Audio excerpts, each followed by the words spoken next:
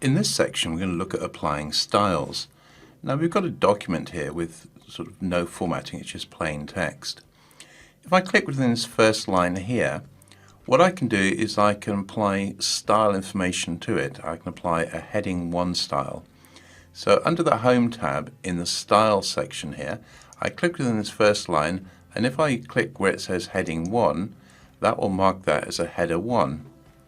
This line here that says what is SEO, if I click within that, I can mark that one as a header 2.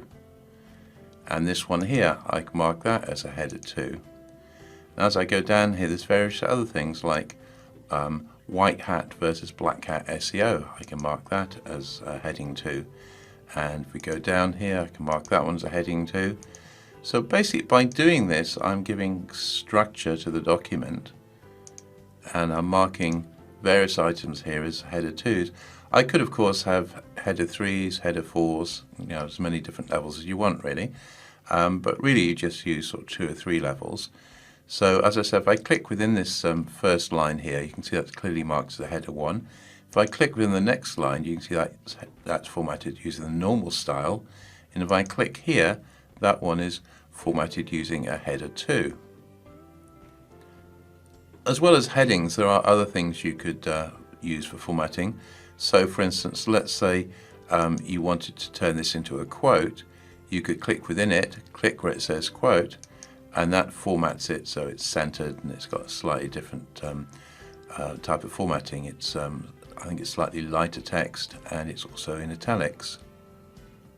So as I say, there are various different styles you could use, but the way you'd normally use styles is what I did originally, is to format something as a header 1, and then within that have different heading levels like a header 2 and so on and so forth. You might think, well, why would I bother? Well, this kind of gives structure, because if people don't use headers, then what happens is if they want to come down here and say, let's mark something so it stands out, so maybe this, what they'd do is they'd do this, maybe this, and change a different font, something like, I don't know, Arial. And then when they go to another thing that should be marked as a header, they would apply sort of similar but maybe different formatting. So they might use the same font, maybe italic bold or something like that.